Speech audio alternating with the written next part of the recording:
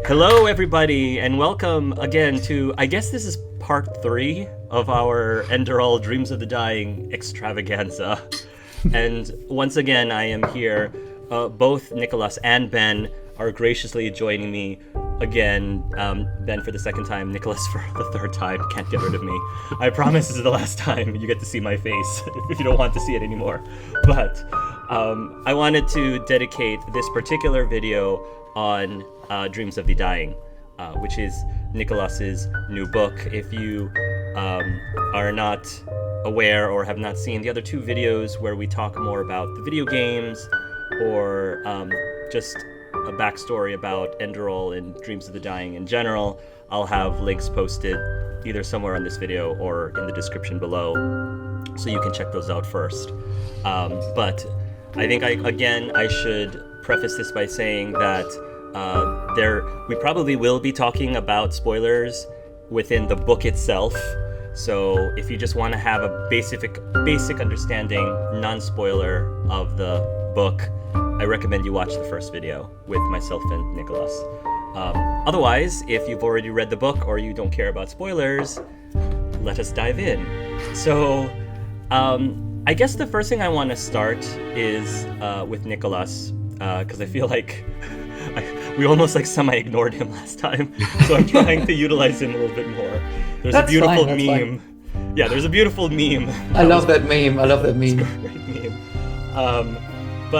Yeah, I wanted to start with Nicolas because originally, when you were writing this story about Jespar's past, I think it wasn't intentionally supposed to be a novel. You were just writing some stories for the Enderal website or webpage, or I think that's what it was originally. You mean the web edition? More or less, yeah. So the idea was to create. Oh well, it was a web novel, an episodic novel. It was a web novel. Okay. Yeah, right. So I basically put out a chapter a week, and I was kind of playing it by ear. So I was just kind of figuring out the story as I wrote it, and it really showed in a negative way. It was horrible. I mean, some people probably disagree, but I'm not very happy with the web edition, so that's also why I deleted it, why I took it off the internet. But yeah, and I published it via Patreon, and I have a Patreon, and people can support me there, and basically you would get early access to every chapter if you were like a tier 1 supporter, and that was the idea. Gotcha. So you were sort of doing a Gardner version? A Gardner way? Yes, that's right. You were going the Gardner route. I guess Ben knows what I'm talking about. I do. Okay. And that wasn't working for you. So I guess my next question is, what were some of the biggest changes, differences in the story that was made in the novel versus the original web novel chapters? Mm-hmm. Like, what were the biggest changes or differences? Well, for starters, the ending is different. It's completely different. So the original ending. So I would say that, I mean, some people find the novel frustrating as it is now because Jespar isn't like the archetypal hero who just has, he can sometimes be quite reactive, quite passive in like his behavior, and he just avoids facing his problems. But I would say that the ending of the previous version, Jespar basically never returns to Adila. He just, I mean, he kind of breaks through his trauma, or he starts to work through his trauma, but he doesn't return to Enderal, which my copy editor, I actually kept that ending at first, but the copy editor pointed out that it's very frustrating, and now I really see it. Like, I've learned so much, and so I changed the ending to be more, I guess, positive. Then there were like plenty of miscellaneous changes. So for example, all these retcons where I kind of changed up the terminology. So illumined world. That's actually, Ben always says illumined world. I do. I want to say that so bad. I don't know why. I don't know what it is about that. Now I'm saying it. Look what you've done. I did some of this. I changed some of that stuff, some reworks to the magic system. And besides that, I would say the major changes, like just too many to list, is the Makeo language for sure. Like there was no Makeo language; it was just like fantasy words that I made up. So that changed. I added some new characters. I added new chapters even. So, for example, the whole thing with Jespar's flashback and his trauma and his, the incident at the village where he, the war incident, the war crime, that all wasn't there. And and also I would say, and that's probably the biggest change throughout the novel, is that I try to give readers more insight into Jespar's thoughts. So whereas the web novel kind of relied on the player just kind of connecting the dots, the player, look what I'm saying, players, because that's going to lead up to my second point. The new edition, really, like the new version, the revised version, really tries to explore Jespar's mind. And I think one of the reasons that was kind of one of the pitfalls of coming from game writing or like screenwriting, because in games and movies, you obviously can't do that. Like you can't really dive into the characters. I mean, you can, but that's the exception, House of Cards, like off-screen narration and stuff like that, or dreams and hallucinations. So I was kind of expecting readers to fill in the blanks, like to realize that Jespar isn't just being an asshole, he's just obviously working through trauma, and I tried to give like body language and all that, but it really fell flat. And I think this kind of stuff can work. Like you can try like a really detached approach, like like just a neutral third person narrator, like Cormac McCarthy, for example. He doesn't ever explore, like he never delves into his characters' minds. Correct me if I'm wrong. And that can work, but it needs to be consistent. So long story short, the web version was like a strange mix where I kind of was exploring Jespar's thoughts, and I was giving the readers something to work with, but it just wasn't enough. And so basically, readers just hated Jespar, and they thought he was like just being a dick, like he was. Sorry, pardon my language. That's I try to fix that to the best of my abilities. Yeah, I think I like that a lot, and one thing that I couldn't help but compare it. Compares Jespar. He's obviously he's a flawed character, but he's also very self-deprecating and self-critical. Like I am a total piece of dirt, and just to put it nicely, and it's one of those things where even though it was continuous, for some reason it didn't get too much for me, at least, because I've read other books. Again, my apologies if you love these series, and that's perfectly fine. But I struggled a little bit with the first Twilight book, because Bella was very self-deprecating. My life sucks. These two beautiful men are throwing themselves at me. My life is so terrible, and I'm a horrible person. And so, but for some reason with Jespar, it just worked. And I guess, were you purposely trying to be cognizant of, is the self-deprecation a little bit too much or too tiresome throughout? I was so worried about that, and I think some people even hated it for that reason. But that was unavoidable. Like I was very aware of that, and I tried to do my best to not make it too tiresome. But it's it's a really thin line, and it's just something that's really frustrating per se to watch. Like we don't like passive protagonists. I think. Like except for art house movies, like usually cool characters are basically really proactive. They change stuff, they take matters into their own hand, even if they do it the wrong way, even if it's like an anti-hero like Walter White from Breaking Bad. Like he just does stuff, he doesn't just react, he acts. And so I knew from the get-go that this would be super hard. I wasn't it didn't hit me until I finished the web novel, just how hard it really was and how different. I'm not trying to say this is super different and unique and I'm the best. It's just different from archetypal fantasy stories and stories in general, but especially fantasy stories, usually very proactive characters. That's also why I don't want certain reviewers to read my book. I mean, I'm kind of fine with it, but I'm whenever someone asks me about my novel, even friends, You I'm give a not one of those disclaimer. guys. Yeah. I'm giving a disclaimer, and I'm even saying, I'm not one of those guys who's trying to make all his friends read this book. I say, look, it's not for everybody. Look it up. It's about trauma. It's about repression. And if you don't like that kind of thing, please don't read it. Ironically, that makes people more curious. Yes. Yes. Exactly. It's a good gimmick, I think, Well, even though that's probably not intentional. Go ahead, Ben. No, it's not I intentional. was just going to say, it's got to be one of those things that, and I've thought about this before. I don't know if we've talked about this, Nicholas, or not, but coming from the game and this thing that's been out there for so long, you have this established audience that already is familiar with these characters. As an author, it's got to be so hard to So much pressure. kind of take that and like put it in the back of your mind and not let it sort of help steer the ship, if that makes any sense.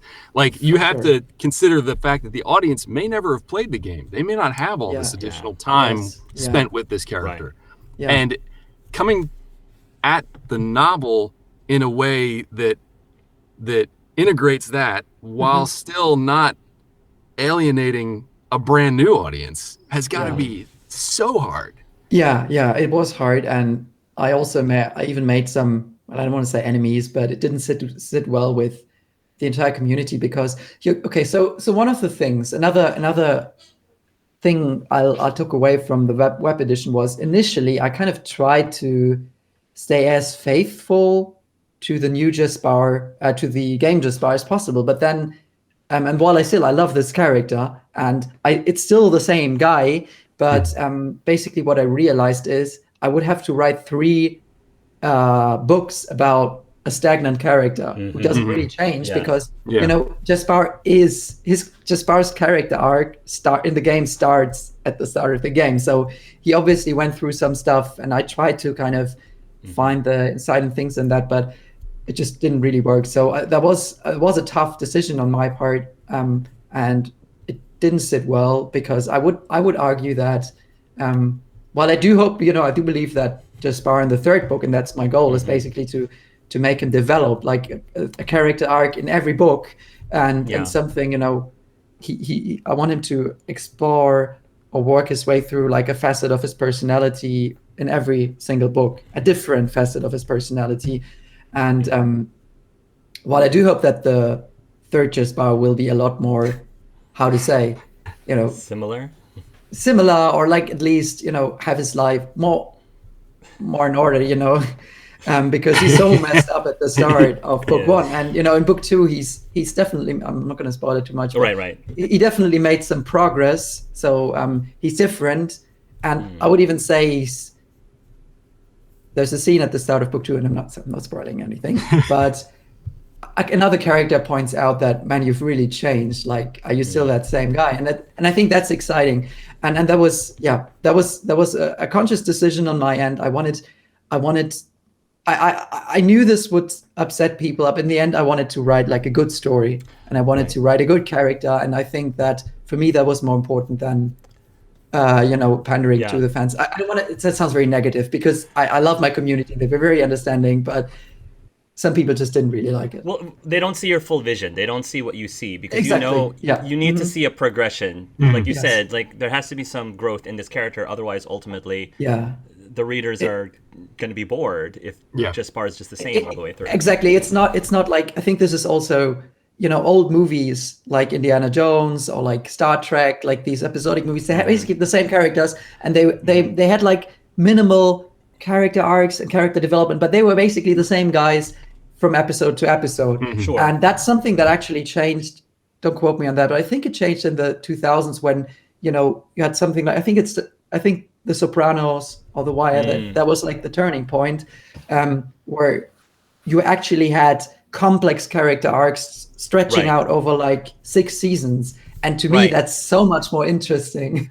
Exactly. So I know what you're talking about. Like Lost, for example. It's one of those shows you can't just jump into some random episode. Exactly. Yeah. Because you have to start from the beginning and see like the progression. And you're right, that is a trend that happened. And it seems like the kind of thing that they started dabbling with that kind of stuff, that kind of idea back with like shows like the X-Files and things where you had that sort of underlying mythology where they would sprinkle in little bits, right? But it was kind of in the background, and the characters would change a little bit, but they were mostly static for whole seasons, right? And then they'd sprinkle in those moments of character growth, whereas in the 2000s, like you were talking about, and The Sopranos does kind of feel like sort of this watershed moment where it's like, the whole thing is going to be character arc. There's going to be progress the entire time. And it does seem like it sort of changed the landscape. And now that's kind of the expected thing. And you can't really just have a character that doesn't have any kind of static, or like it doesn't have any growth to who they are as a person. They can't be static that whole time. Yeah. But you also have the challenge of having the game that already has a completed arc to the character. And if you stick to just that, then what would happen in the books? He's going to be the same person the entire time. That's not really as engaging as it could be. I totally agree. So 2 things. So first of all, I always tell people coming from the game that, just see this as like a parallel universe, right? It's still the same guy, and Jespar. So the Jespar from the game, kind of the how to say, like this, his themes, his underlying themes are the same. Like he's the same kind of guy. He kind of tries to avoid, like he's an avoider. He's he copes with humor and that kind of stuff. It's the same, but it's just like things just took a different turn in the novels. That's how I'm kind of seeing it. And also at the same time, there's a saying in screenwriting or in writing in general, and that's something I kind of try to stick to. And it's very important advice, I think. It's like, if you end up with a story where your side characters are more interesting than the main character, then you're doing something wrong. And then make the side character the main character. And I do think I'm kind of guilty of that, but I think it was way worse in the web edition. So you had Unai, who was extremely polarizing from the start. And people were just, Jespar was just, he was interesting, but not as interesting. And so that was kind of my attempt of, okay, I can't have this. I don't want to write a character who's so boring, like not boring, but static. That's the right word. And a static character is, I would argue that a static character is boring by definition, even if he's like cool, but if he's just cool all the time, it's boring. And so, and then I'm kind of facing the same issue with the second book. Again, no major spoilers, but there's also it's called like deuteragonist. I learned the word a while ago. It's basically a secondary protagonist. Takes a lot of screen space. He's even, the character is even more, gets more time than Unai. And but I'm like running into this issue again where like I'm looking at this character and I'm seeing like, okay, she's so bloody interesting. She's so different. I would argue she's one of the most interesting characters. Oh, I spoiled her gender. Sorry about that. It's okay. She's so interesting, and I'm kind of looking at Jespar almost, fearful. Is he as interesting? I think he's very interesting in the second book, even more so than the first one, but still. Interesting. So yeah. Well, I mean, we look at things like Mad Max Fury Road, where you have 2 protagonists in that movie, and there are parts where Max is sort of a passenger in that whole process, and he's still engaging. He's still there. He's still. I mean, his name is still on. More interesting. Right. Yeah, but you can have those other characters that are just as interesting, if not more so, and have them sprinkled throughout the world. And in my mind, that actually makes the world feel more engaging, because it makes the secondary characters, or I'm like quasi-primary characters, feel like real people. They feel like they have. They're just as engaging to the audience as the protagonist, which I think is actually really important. I do think I agree, and I do believe that people tend to be, there's like a set expectation of what a protagonist, the main character, should be, especially in speculative fiction, or I would say fantasy fiction. Like we're working our way past that, but there's like this very archetypal protagonist, and I'm kind of finding it hard. Like you usually need like a character to have like certain qualities to drive the plot and all that. But I'm having this experience where like usually the characters where I care the least about conventions are the most interesting. That's like, for example, Theral. You don't know Theral yet. You haven't played Forgotten Stories. I think my gut tells me you're gonna love him. Like you're not gonna, from judging by what you told me, you're not gonna obsess over him, or what's it called? tried romance and stuff like that, because he's very polarizing. But he was just a character where I just kind of didn't give a shit. Like, I was like, okay, this guy, he's been through so much, he's so obsessed with this one goal. Spoil it for you. And these characters are the most interesting. And it's I find it funny. Like, it's like this main character disease in my stories, where the main characters disease. I love that. Yeah, it is. Well, Nicolas, since you mentioned, that this is supposed to be a part of a trilogy, and so my question to Ben is, in many TV shows like we talked about, or even a series of movies nowadays, quite often the writers or director will let actors know about things that haven't been revealed yet. So one big example is in the Harry Potter movies, they were starting to get released before J.K. Rowling had finished writing all of the books.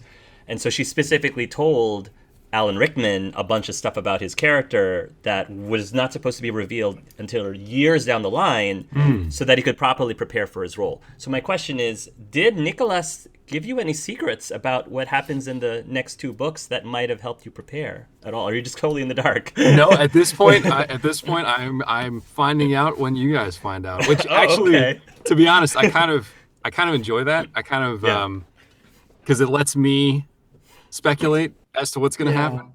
And then when it does happen, it's like, oh my God, that's crazy. That's so awesome. So I don't know. It's all stuff that Jespar would be experiencing later as things progress. Yeah, this isn't necessarily hidden knowledge. Like in the Harry Potter example, Snape obviously knows a lot of the things that she probably told him, because it's all stuff that was hidden from the primary characters, but that Snape had experienced. So the connections that he had to Harry's parents and things like that, that's all stuff that Snape has been living with as a character. So it would need to be there for him to really have a clear picture of what Snape's all about. With this, for me, having most of my experience being tied to Jespar, as he's experiencing this in real time, I wouldn't necessarily need to know that much about it. Right. The flashback stuff is important, but that stuff I encounter as I read through the books. And it's also, and this is going to sound a little weird, going through it before it's completely formed and locked in place could present all sorts of challenges. Like if it's something that you're working through, Nicolas, and then you need to make modifications to it before things get finalized. Right. Exactly. And I've already sort of locked that stuff in my brain from a character standpoint. That's really tough to shake. That stuff is so hard to shake. Yeah. And not having it there in some ways is actually a benefit. Well, one example I was thinking was there were several mentions of this companion that he had. I forgot his name, but Naka. he was Naka. There were several flashbacks about him. So, but you don't really get to learn that much about him. But and apparently, I there's think been I gave you some info about Naka. Ben. Just the short bits, nothing much. But I think I mentioned that. Yes, because I do think that's kind of important. If it's if it's not going to be revealed later on in the story, then I think you should know. But since it does get touched on in the book. Yeah.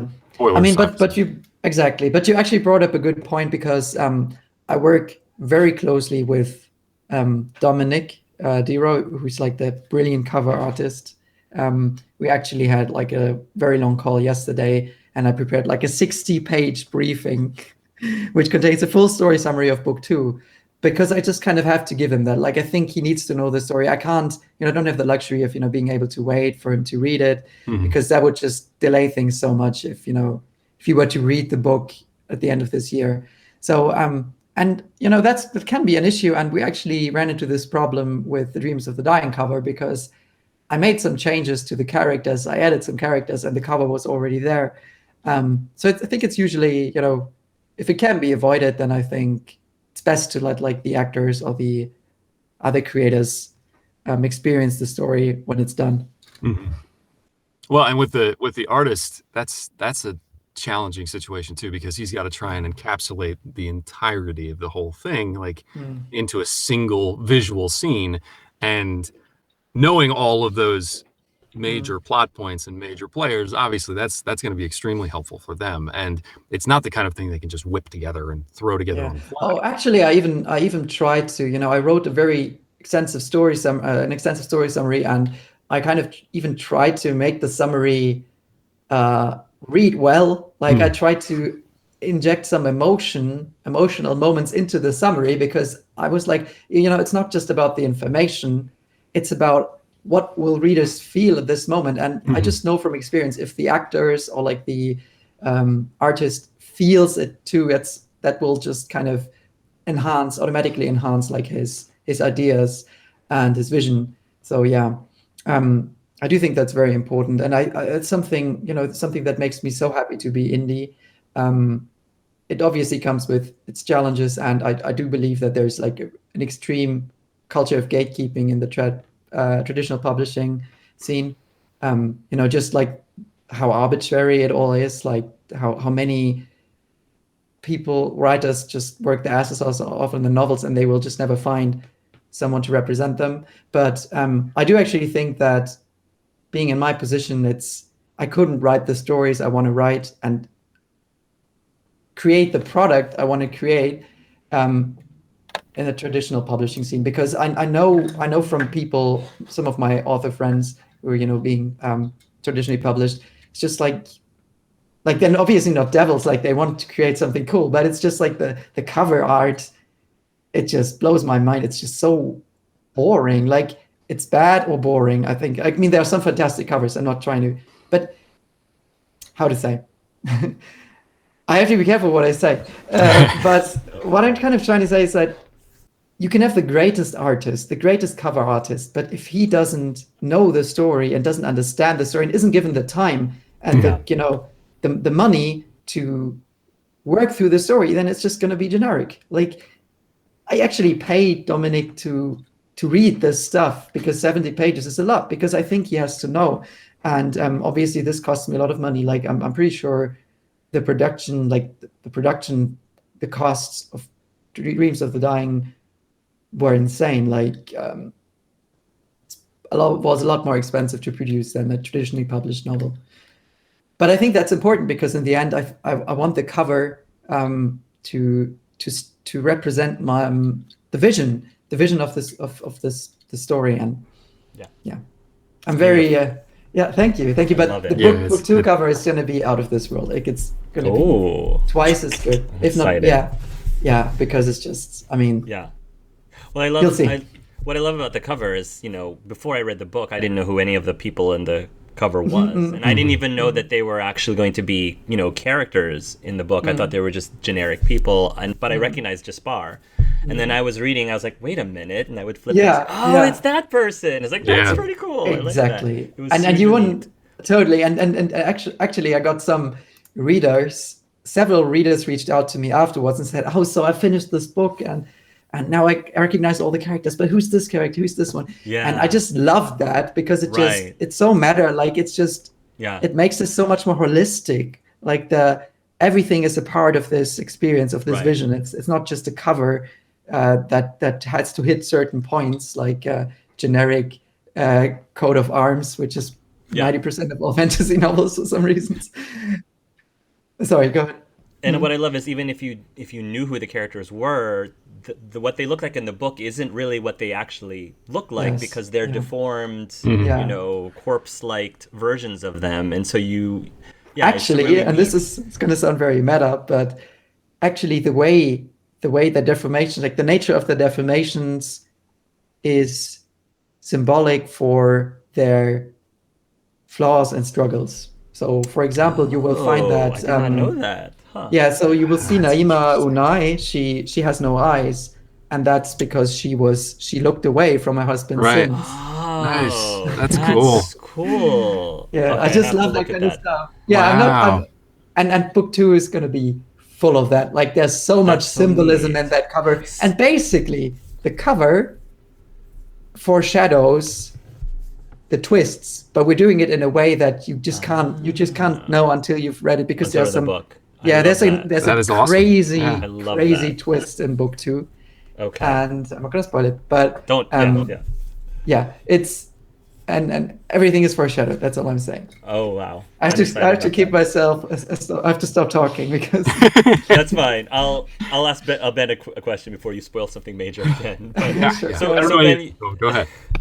so Ben, you were asked to once again voice Jespar, but this time doing the audiobooks version Yeah. of these stories, which I'm so happy. So many fans, I'm sure, are very happy about that. Well, that's good. What did you do to prepare to actually do this audiobook versus preparing for the video game? Because one thing, it's a little bit, I would like to think it's a little bit different because you're not just voicing one character, you're voicing a whole bunch of other characters. So did you have like a list of all the characters and decide my voice for Kau is going to be this and my voice for Lita is going to be that? Or For a lot of it, obviously reading through the book helps a ton. I mean, going through the whole thing and trying to compartmentalize people, that's important.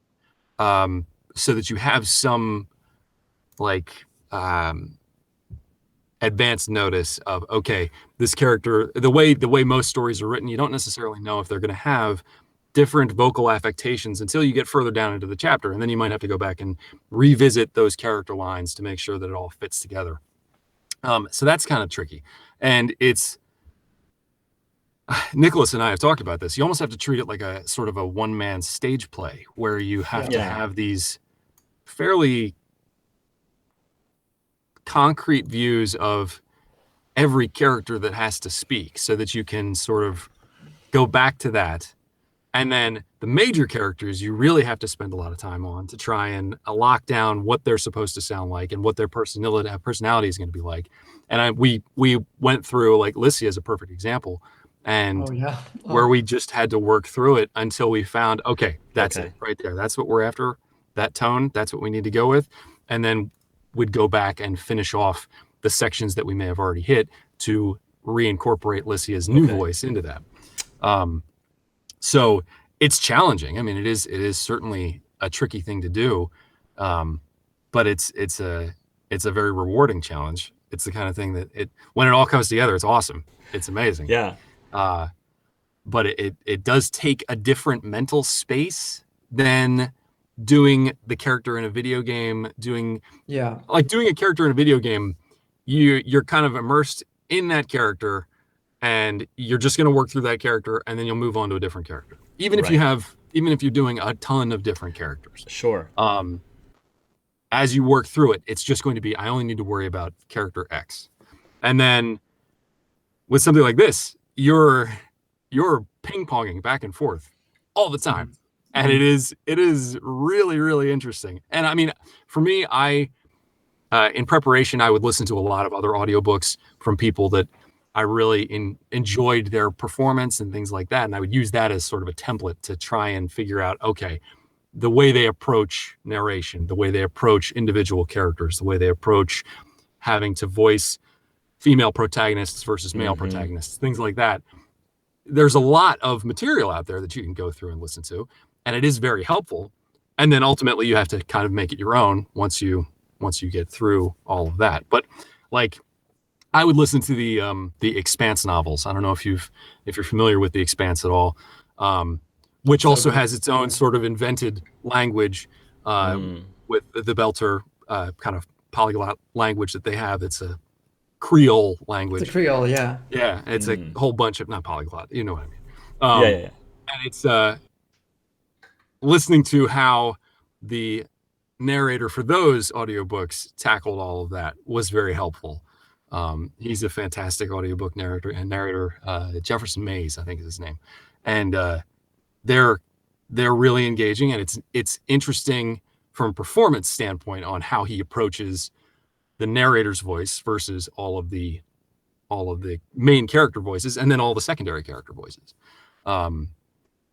So it's definitely a workout when it comes to the voice side of things, but it's a very cool, very rewarding thing to work on, because it's not like any other type of performance that you would typically do. It's kind of its own unique animal.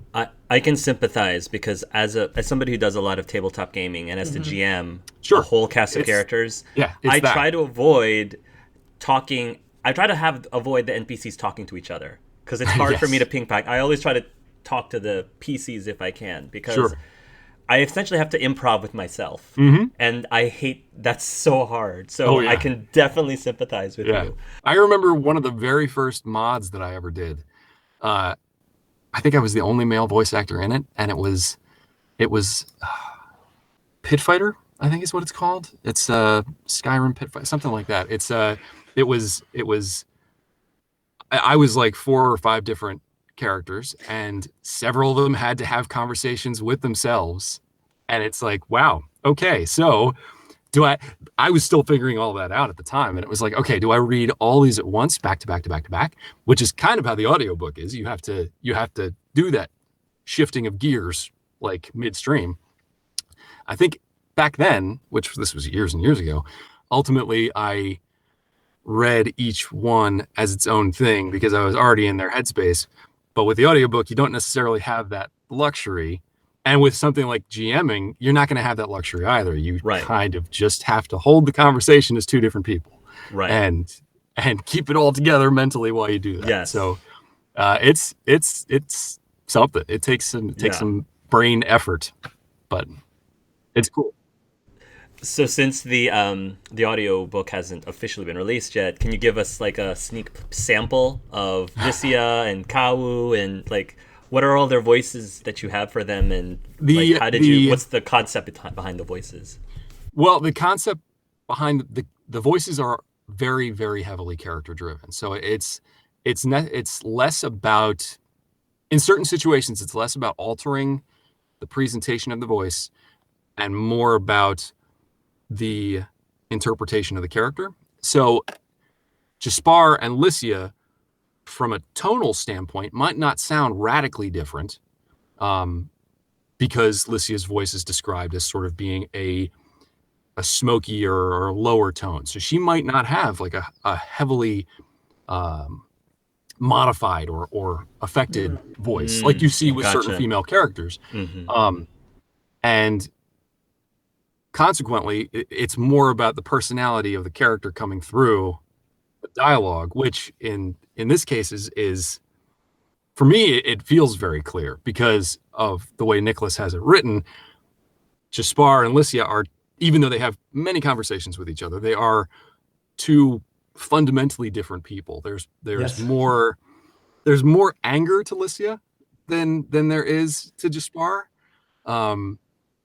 And so I don't think I could do it justice in small bites. Okay. I don't necessarily want to go down that road. It's really good. I think it's for the best if we save it for the book. But it is the kind of thing where some of them are wildly different. Some of the character voices are going to be wildly different. And some of that is informed specifically by the way they're written. Certain characters just come off as more pompous or arrogant, and you can do some things with your voice, even if they're talking in the same dialect, to make them sound more, I don't want to say aggressive, but to not agitate the audience, but to make them come off more obnoxious, and or pretentious or things like that, which obviously the way the protagonists are reacting to that character also informs that. So if Licia basically thinks someone is a stuck-up like elitist, and she grates against that, you can take that and you can use that to inform the other character so that personality comes through, maybe not to the same degree that it strikes Licia, but it does sort of help inform the character's reactions, help inform the voices used for the other characters. Actually, I want to, jump in here for a second. And I think that's something I really love about audiobooks is that there's more, it's a bigger experience than the story, because, in writing, you kind of I have to pick what I describe. So for example, I might just say, Jespar says something hoarsely or something like, maybe he's talking in a quiet tone, but of course, Ben can really, he can put so much more into this line, which if I were to describe it all would, really bloat the paragraph and just completely ruin the flow. And that's something I'm actually really excited about. I just think you can. That's something I really admire about you as well, Ben. So when you gave me like this sample line reading of Lycia, so we kind of did this long session, and he was divinely patient with me. And he just read this paragraph where Lycia kind of has her little rant about, the assholes, like the asshole magnets that's on Hapana and Tekotoki. Yes, I with love this. that. Yeah. And so he just put so much in there than I was able to convey with the writing, just because, every little change in pitch, like in tone, it tells a story. So I really like that. It makes it richer. That's what I was looking for. Like the audiobook will just be a richer story because it probably contains like 200 pages of extra descriptions just through the dialogue. Yeah. And I love that. I love that. that. You can add it does give you the option, or not option, the opportunity to add even more texture to an already textured thing. Well, you make it better because it kind of takes your talent and it kind of fuses it with my writing, and that's synergetic. I would even say, and I'm not ashamed to say this, but I think that the writing of Enderal was, it was the first thing I ever wrote, and I would really say the performances of the voiceover artists like really elevated the writing. The same goes for the music. Like I think it's a good story. I love Enderal and I'm proud of it, but it wouldn't have never been as impactful as it is for certain people. Obviously, it's not for everybody, without like the other people, the other artists who contributed to the writing. Well, and that's, as an actor, that's the kind of stuff. Having that textured writing is kind of the thing that fuels the performance. So it's, you could have the greatest actors in the world. You could have Anthony Hopkins, and if the writing is like is totally subpar, you're not going to get anything interesting out of that. I agree. So I think I definitely don't like put yourself down, because the writing in Enderal obviously is fantastic, and it gave the performers that you had, it gave them the material to work with. I mean, they wouldn't have been able to make the performances engaging for the audience. Yeah, true. That's true. If the writing wasn't there for them to do that with. Thank you. I mean, the writing is incredible. Thank you. And it's such a, like we talked about before, it's such a high wire act when you're trying to write a game and actually have these engaging characters. It's got to be next to impossible to walk that fine line. And I can't even imagine trying to write all of that and have all of these dialogue trees and everything like that, and then still somehow make it engaging. It's an incredible feat of writing. Thank you. I really appreciate that. I would say there's a line I read in a novel I recently read. You all heard about it probably, where the crawdads sing, because I heard it's so good. It's by, I think, Delia Owens. I think that's her name. Hope I didn't mispronounce that. I'm not familiar with that one. Anyways, it's just like a line that I really enjoyed, a quote where the protagonist Kaya, she discovers poetry. She's illiterate, and his boy from the neighborhood, he teaches her to read and to write, and she just reads her first poem, and then she says something like, I didn't know a sentence could hold so much, or a word could hold so much. There could be so much in a sentence, and the reason that really resonated with me was just that, because that's how I always feel, and that's why. That's when, for me, when writing falls flat, is basically can be well written, or it can be grammatically sound and in character. But if a line of dialogue, I mean, I guess it goes for everything, but especially dialogue, if that doesn't hold much, if there's not an entire story between the words and the way the words are said, it won't work. It won't feel textured. It won't feel real. And I always tell this to, I'm approaching this level of experience where people actually pay me to consult them, which I still find hilarious, because I still think I'm so at the That's start fantastic.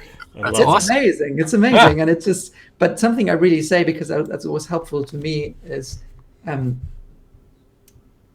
sometimes the most powerful line can be, it doesn't have to be verbose. Like, I always use this as an example. Like, so there's this one word, like, let's just say, okay, you would say that, oh, how can that hold anything? What does it even mean? Like, it's not even a word, it's just a grunt. But then you can just kind of transplant this into different situations. You could kind of, I don't know, you could have it like a conversation between two coworkers. Okay, that's one thing, but just imagine, like, let's just imagine you have like a couple, and they separated, and it was a very painful divorce or something like that, and then they meet after 10 years, and then the man says to the woman, or tells the woman, or the man, whatever, I still love you, and then he just says something like, that says something. Yeah. It says so much, and it's not always about the words, and it doesn't need to be like grandiose and verbose, and I just hated people try to make themselves sound intelligent by just choosing really fancy vocabulary, especially in dialogue. So that's I think that's what you call texture what you refer to as texture. That's for me, that's texture. It just holds, the words need to hold meaning and story. Just sounded very, very corny what I just said. No, It makes perfect sense. It does, yeah. And it's the kind of thing that there's like, the impact isn't necessarily tied to having the floweriest language, the most vocabulary thrown at whatever your text is. There's this economy that you can have when it comes to the structure of the sentences that can increase the impact, as opposed to needing more words to tell that story. And that subtext that you're talking about that's the real thing that's really gets it. Yeah, subtext is, I think, the word most writers use. Yeah. It just gets the hooks into people, because much like the players in a game, the reader is going to be doing that same kind of thing, sort of injecting their own interpretation of when there is that subtext there lurking underneath. They're going to put their own interpretation of that there, and it adds even more weight when it's not just completely transparent and completely spelled out for them, where they have to sort of inject their own interpretation on top of it. It adds, it's also just adds to the experience. It's more lifelike, it's more real, because people communicate between words, body language, but also, what you don't say sometimes even says more than what you do say. There was one chapter I specifically wanted to talk to both of you about, and this was actually the chapter that Ben mentioned last time we spoke. He had just recorded, which I believe you said you had just recorded at the time, chapter 4, which is the chapter of Lysia and Jespar on the boat. Yep. And so, more specifically, the end of that chapter I wanted to talk about, because, so let me preface this by saying that it's very easy to make me blush. and I'm not used to reading like romance novels or anything. So when we got to that part, first of all, I wasn't expecting it, and I said, "Wow, Nicholas, wow! Like you really it's very descriptive. Like obviously it could have been more descriptive, but I was very, very I was very shocked by that. But one thing I wanted to bring up, and I don't know if this is something that Nicholas was taking in consideration when he was writing that, is that I was coming into reading this book as someone who has not only played the game, but someone who also fell in love with and romanced Jespar. And so now I am reading this, and I felt so conflicted during this entire chapter, because on one hand, I really like Lysia a lot. Like, I love her as a character, the way she was introduced. The chapter she was introduced was just perfect. I might get into that later. So as a character, I really liked her a lot, and she was a really cool person. But I knew that Jespar was noticing her and crushing on her, and so part of me was like, well, I want Jespar to be happy, but at the same time I was like, stay away from her. And then when it finally happened, I was like, I'm wondering how many other people are in my same position, who have also romanced Jespar, and now they're reading this, like how this experience is for them going through this book. Because obviously myself and my husband, for example, we've had previous relationships, we've seen other people before we even knew each other. That's fine. But would I necessarily want to be in the same room watching him being with somebody else, even if it was in the past, if I was like witnessing that in the same room somehow? Probably not. So was this something that you took in consideration, Nicholas, when you were doing this? I did, actually, and I just thought it was so funny you brought that up, because a couple of weeks ago, another reader even posted a meme like this, exactly the same sentiment. Like, it's like, oh, this is really good, this is well written, and like kind of I'm rooting for them both, but I'm also jealous. Yes. That's really funny. I mean, I would say. Go ahead. No, I was just gonna say it's a good question. Did I really take that into consideration? It crossed my mind, but I was like, well, as you said, like he has a past, and I want to explore that. But when I kind of forgot about it, I guess, and then when several readers mentioned the sentiment, I was like, oh, okay, of course, yeah, this could be an issue. And I think it's hilarious. It's such a compliment as well. It's such a compliment on both my writing, and I would say that Ben's acting. It's just that people felt this connection to this character. So yeah. It's weird. That's actually something that it didn't necessarily cross my mind when I was doing the chapter, and then retroactively it's like, oh yeah, wow, okay, so in the game the player is the protagonist, and Jespar can be the love interest. Is this going to make people jealous? Because when I perform the chapter, I can't really do that. I can't have any of that. Right, you can't. No, I can't take that into consideration. But it is one of those things. It's like afterwards, it's kind of like, oh, damn, this might. How are people going to react to this? I have no clue. You should have just made the performance as emotionless as possible, and he's like, he's not feeling anything. Right. Yeah. Exactly. Well, I remember while I was reading it, I was feeling so bad for my character, because I'm like, wow, like Licia is incredible. Like she's this and this and this. Like compared to my character is nothing compared to this girl. So I was like, wow, I felt bad. Then I felt bad for Jespar. I was like, wow, Jespar ended up with me after he ended up with Licia. Like he had Licia, and now he ended up, I guess, on this. Yeah. So I was like, man, like I don't know how I can even compare to that after reading. I'm sure you're selling your character short. Right, exactly. Come on. The player character is the prophet, or the prophetess. True. It's like, that's a big deal. The person who ends the world. Exactly. Sure. That's super engaging. What are you talking about? Yeah, that's a great quality. Yeah. But I guess I also have to ask Ben, like, I mean, obviously you're a professional, and so but when you were reading this, and you were thinking, oh wow, I have to like narrate all this and describe all this in pretty relatively detailed detail. Yeah, it is pretty specific. Yeah. How do you? I guess what was your? I don't know what I'm asking. What was your? How did you prepare? What was your? Well, approach? it's one of those things. I mean, it's kind of a part of life. It's a natural occurrence. It's not anything that we should be embarrassed about or anything like that. So it was, when you initially read it, it's like, okay, wow, I have to narrate this, and I have to not add any sort of emotional reactions or anything like that from a narration standpoint. The narration needs to be the narration.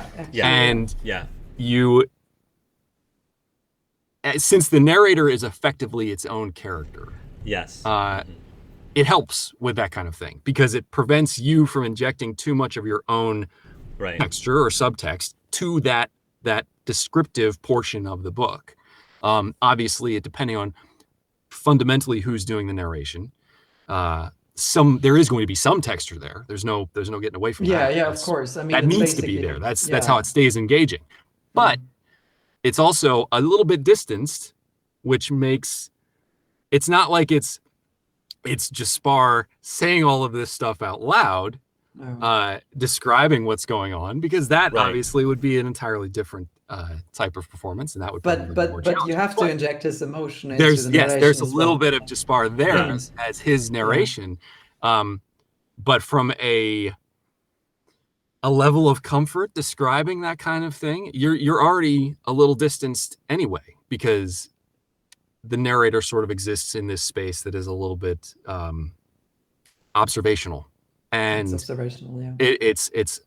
it's more consistent that way. So it doesn't necessarily matter what's being described. It could be the goriest scene in like the dream sequence when they go into a nice dream the first time, and you have that stuff with all of the corpses and everything like that. You kind of have to approach that stuff the same way you approach an intimate scene. Exactly. Yeah. So it's a thin line. Once you get your brain in there, it's fine. But the trick is compartmentalizing things enough that you can do that, and that does take some getting used to. It does take some time. And I have to also say, Nicholas, is that the thoughts that everything that was going in Jespar's head, I felt was so accurate with what it does feel like when you're having a crush on someone.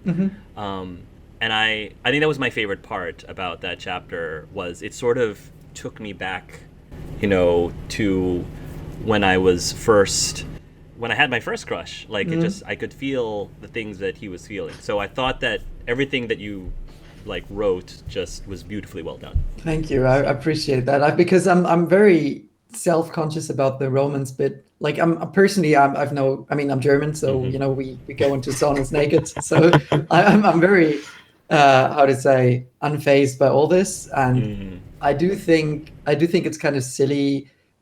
So it's something like a minor issue I have, but I thought it was a super hilarious question.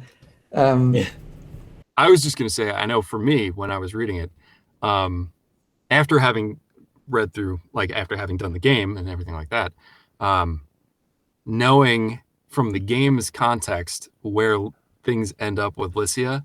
Oh, that's kind of tragic, actually. Oh my God. There was this sense of, for me, reading through it, and I had to obviously keep all this out of there. There was this underlying sense of dread whenever he was interacting with Licia that has no place in the book at this point. I mean, that's the only discomfort that Jespar feels right now is when in that scene is engaging with a person on an emotional level at all. And that's just because of his trauma, the stuff in his past. But then the other part, knowing, having already encountered Licia from years ago when we did Enderal, and talking, Jespar going through those experiences and going through his mental breakdown, that it clearly had a massive impact on him as a character, and then trying not to think about that while reading that scene, and it being like, oh my God, this is so, I don't want to say it's not so awful, but it's so tragic. It's so painful. Tragic, he's actually making an emotional connection with somebody, but knowing deep down that he's still so traumatized that it's like, okay, this has the potential to go really bad. So regarding the romance thing, it's, as I said, I'm very casual about, Germans in general. I think we're very casual about nudity and all that. So, but it's something that always, I see this discrepancy, especially in fantasy fiction sometimes, that you have writers. It's just something that strikes me as kind of ironic, that they're very excessive when it comes to violence. They describe cutting off, beheading people and disemboweling them and gruesomely killing children. But then they always fade to black when something beautiful like sex is actually happening. And that just kind of, that's just kind of weird to me. I'm not French level yet. I love that. That's a good way to put it. We all know what I'm talking about. Where you kind of, I'm not, I tried that. I kind of, some better readers, women actually, I showed this scene to a lot of women as well, but also men, but they kind of said oh, it could have gone on for a bit longer. But I kind of felt at some point it just became, I didn't want it to become. It's like excessive combat scenes. It's like you can make a combat scene go on for like forever, and I think a bit is necessary to just kind of convey the emotions or the feeling, but too much it just becomes like weird to me. I want to describe the sex because I think it's a nice thing, and it's nice to have some beauty in all this gloom. My stories usually convey, but not too much. So yeah, that's what I was kind of going for, like a nice balance. One thing I also wanted to bring up is that my favorite parts of the Dreams of the Dying are all of the philosophical conversations that Jespar gets into, because he has a really unique way of seeing things, like a perspective that really challenges the norm. Like, for example, his philosophical discussion about the haves versus the have-nots, and the discussion about, I love in chapter 37, when he was talking about people need to believe that they are justifying things in order to see themselves as the good guys. If you remember that discussion.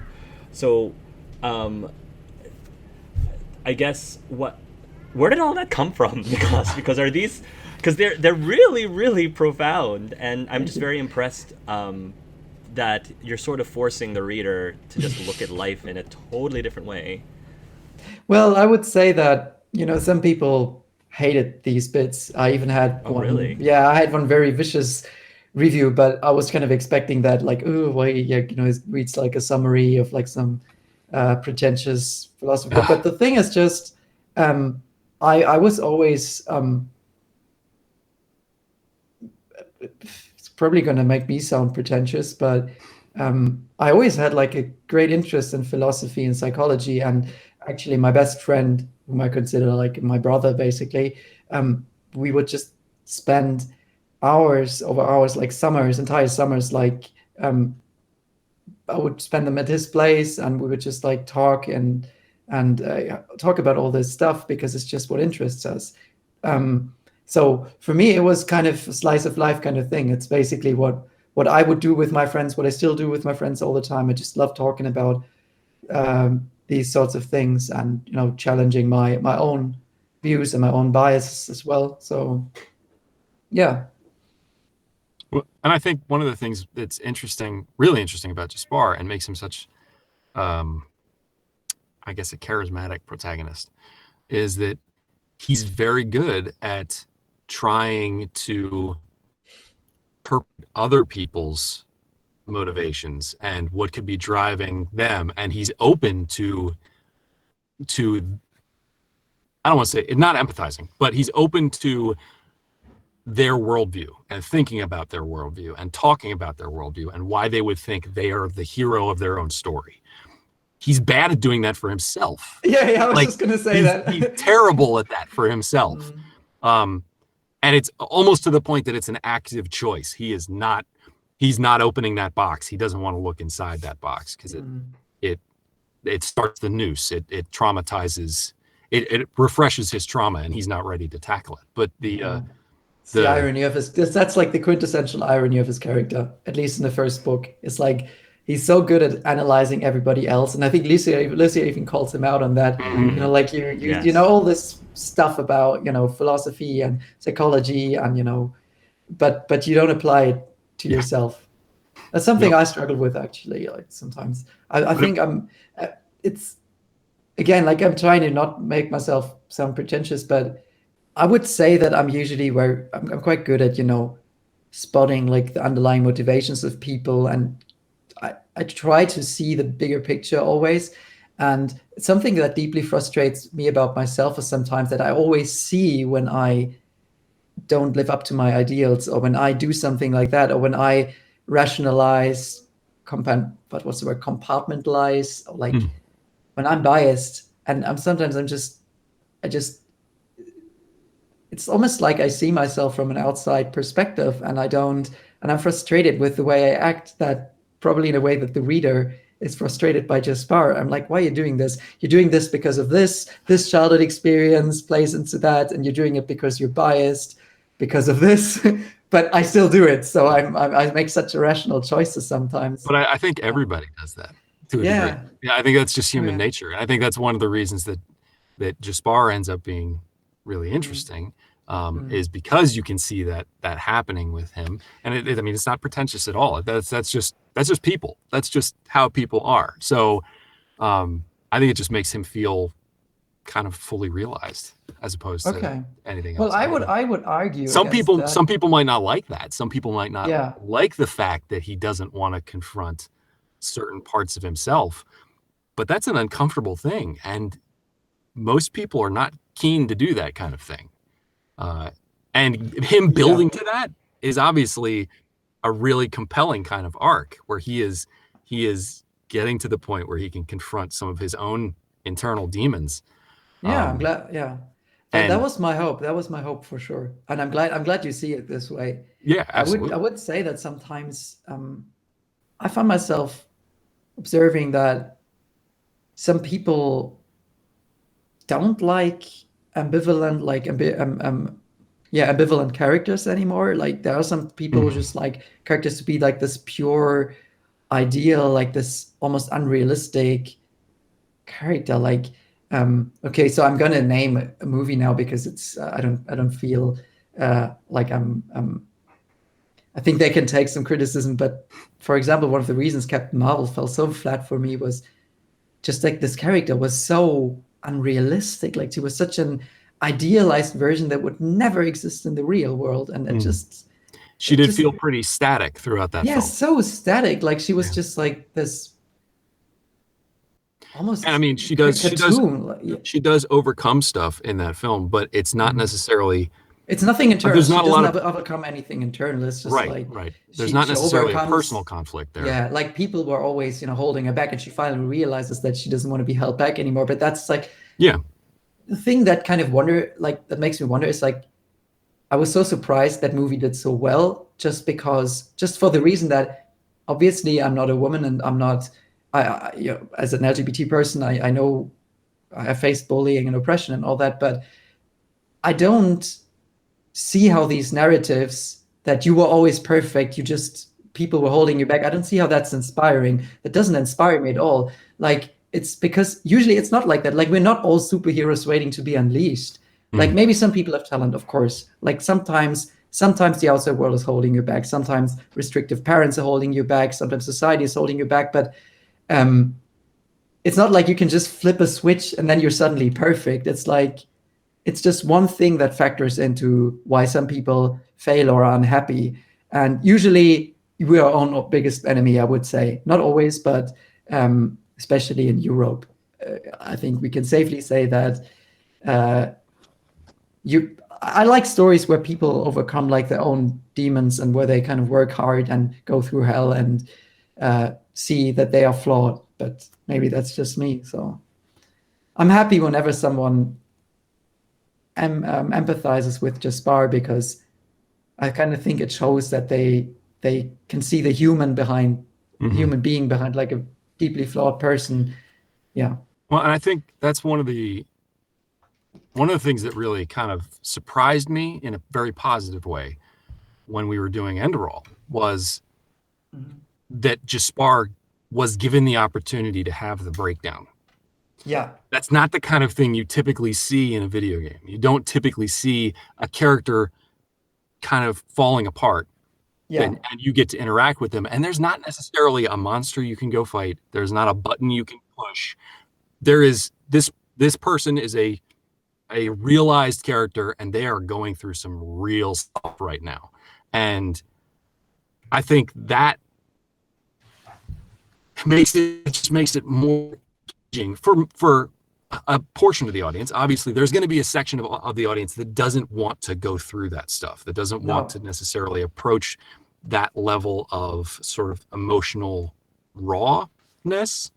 And it might make them uncomfortable. And that is how things are. That's just people's personal preference. But from a performer standpoint, having that there was really, really compelling and really awesome that it was. Yeah. And I also wanted, sorry, I didn't mean to cut you off. I was just saying that writing that scene in the brothel, I just wanted Jespar to really hurt the player. The way what he says, like, I think I don't know if he always says that, but when he says, like, it's that very self-loathing kind of thing that, speaking from experience, people who are deeply hurt say to keep other people away, and it's not always pretty. Like, they wouldn't say, oh, it's just like you just lash out at everyone and you just fuck things up. And I think that's why I enjoyed writing that scene so much. Similarly, I know you both haven't played Forgotten Stories, but Enderal has a lot of these moments where I've kind of wanted to be real, and I just wanted to, I didn't want like a pop culture version of a traumatized person. I just wanted them to be real, and right. Love that. I love that. Thank you. I'm happy people liked it, because I was so unsure. I think we covered this last time as well. I just wasn't sure if people would like that level of authenticity, or if it's just too much. And I do think, that being said, I do think there is a line. Like, it's kind of naive to assume as a writer that you can just talk about anything. Like, thankfully in books you can just do more, like Lolita or American Psycho. They're so extreme. Like, when I actually read those books, the movies were so softened, like they were so different. And but even then there's like a line, Vladimir Nabokov got so much, like he hardly found a publisher writing Lolita, and obviously it didn't take long for like the press to blame some murders on American Psycho. So there is a line how deep you can go, and it's kind of. So I'm going to say this now for posterity, but I'm pretty sure that at some point I'm going to be the center of a shitstorm, because what I do now is very tame in comparison to the ideas I have and some of the books I'm working on. I'm not like misanthropic. I don't like violence and all that stuff, but I just, want to explore. I just want to write something that hasn't been, or something that I would like to read about. And so you do have to be careful. It's a tightrope act, basically. You have to be careful how real you get, because there's some things people just don't want to see. I mean, and so I'm rambling, but just finish to wrap up this thought. I found it so ironic that some people reached out to me and kind of blamed me for humanizing Unai, and it's just that's just so bizarre to me that you can have all these crazy murdering psychopaths, and you have all these brutal killings in pretty much every book and every story, but please don't make that person too human, because then that actually reminds us that we have that potential within us. And I say that as someone who, as Germans, we are very aware, thankfully, of the thin line. Like, it's just crazy. Like, I talked to imagine that I talked to my grandmother about the concentration camps, and she was there. Like, she was a young woman when all that happened, and she was full on tolerate. Like, she just looked away, like most people do. And that's my explanation for why humanizing or writing holistic characters doesn't sit well with some people, some audiences. It's because some people like to cling on to that illusion that they are like, there's like this line between good and evil, and this could never happen to me. And while I do agree that there are like certain people have like more violent potential, we all have that potential in us. And I think if Nazi Germany doesn't stand stand testimony to that, or isn't proof of that, then I don't know what is. Like, it's so horrifying, just the idea that it's something that really moves me. Like, I think you can tell. It's just I've read so many books about this, and my best friend is a historian, and we talked about this. It's just crazy, and that's also, and I'm going to say this here, that's also why I think to a certain extent, idealized characters, flawless characters, that can be dangerous. Like, it's a very dangerous narrative to sell to the population or to the youth, that they're like good guys and bad guys, because it just kind of makes people believe they have like this immunity to doing stuff, and then it's convenient. It's too convenient. It's extremely convenient. Yeah. From Dreams of the Dying, which part is the part that you're most proud of from a writing perspective? Which part in the book? So okay, I'm gonna split this up into my favorite Okay. scene with Unai and my favorite scene with Jespar. Okay. So my favorite scene with, I would say that my favorite scene with Jespar was probably his breakdown in the tavern at the very end, where Lycia, where he, finally, where it all comes out, like where he finally tells Lycia all these things that have been haunting him. Mm-hmm.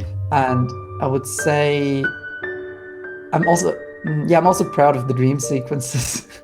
The first time they go into Unai's nightmare, it's just so much fun to write. I just love that deep symbolism and all that stuff. And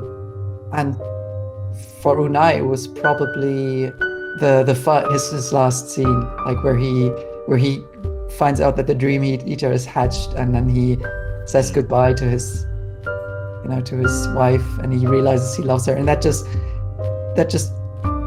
what I loved about Unai is like his redeeming quality, his love for his wife. It's such a redeeming quality, and knowing that he's done some monstrous things, but he wasn't always like that, and so that's where it all really comes to a close, and it just all comes crashing down on him, and he realizes how bad he is messed up, and that scene, it just moved me to tears when I wrote it. So and that's like an anti-hero, so I'm not sure. So people might take offense at that. No, that's a fantastic scene, and some people might take offense to that kind of thing, but some people love that stuff. That is that, because that is it's a really satisfying conclusion to a character arc. I mean, people love the kind of thing where you have the person who has been portrayed as a villain the entire time finally coming to the realization that what they've been doing is wrong, and acknowledging their own the things that they're attached to, like his love for his wife. I loved that scene, reading that in the book. I thought that was fantastic. Now, obviously there are some people who may not, but they just want that black and white. But I think it's way more interesting when it's shades of gray, and where he comes down at the end, I think is awesome. I really, really enjoyed that. Happy to hear that. As a reader, I really enjoyed that. Which scene are you most looking forward to recording that you haven't recorded yet? Or if you've recorded something already that you think is going to be your favorite scene, what is that scene? Actually mirrored a lot of what Nicolas said. I loved Unai's the first dream sequence when they go into his dreams was incredible. That one was so cool.